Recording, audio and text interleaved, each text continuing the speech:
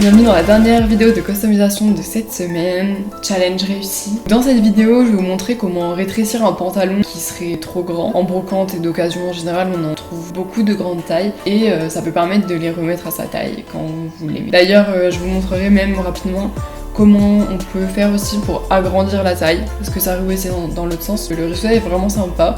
Après, il faut savoir quand même que rétrécir un pantalon, c'est jamais possible de la même façon. En fait, il faut vraiment étudier le pantalon. J'essaierai de vous expliquer un petit peu au fur et à mesure avec la voix off. Il faut vraiment s'adapter à chaque pantalon que vous devez rétrécir ou agrandir. J'espère vous donner quand même quelques clés dans cette vidéo. Donc je vous souhaite un bon visionnage. À bientôt. Voilà le pantalon. Donc comme vous pouvez voir, il est très large quand même. Ce que je vais faire, c'est que je vais un petit peu étudier le jean, et comme vous pouvez voir, il y a une sorte de triangle qui était là pour élargir le jean déjà. J'avais jamais vu ça ailleurs, mais je trouve que c'est vraiment une super bonne idée pour les jeans qui sont trop petits. Donc là, je viens l'essayer à l'envers, et je viens me créer avec des épingles un petit triangle à l'arrière qui va me permettre de rétrécir le jean et bien l'ajuster à ma taille. Ensuite, je viens l'essayer à l'envers, enfin à l'endroit du coup, et je viens vérifier que ça aille bien, tout allait bien. Donc ce que j'ai fait, c'est que je l'ai enlevé, je l'ai remis à l'envers, et je viens replacer les épingles un petit peu plus correctement, parce que quand on le fait sur soi, ça rend pas très bien. Là, j'éternue, donc à mes souhaits, à mes amours, et je continue de remettre les épingles correctement.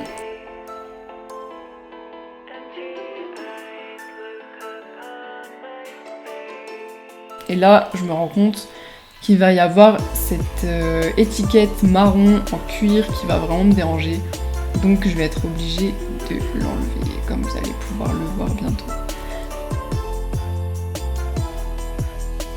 Je prends les mesures et je vérifie que quand je replace les épingles de façon à ce que tout soit symétrique, ça aille bien aux mêmes mesures en fait, tout simplement. Par exemple, si j'avais 11 cm de rabattu, il faut que j'ai à nouveau 11 cm même en bougeant les épingles.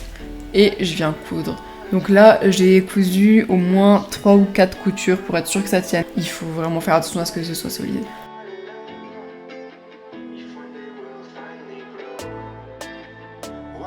Et bah voilà le résultat, franchement ça rend super bien. Donc vous pouvez aussi faire en fait la même chose avec le triangle sur les côtés du jean, ça dépend, il faut voir en fonction des poches et tout ça.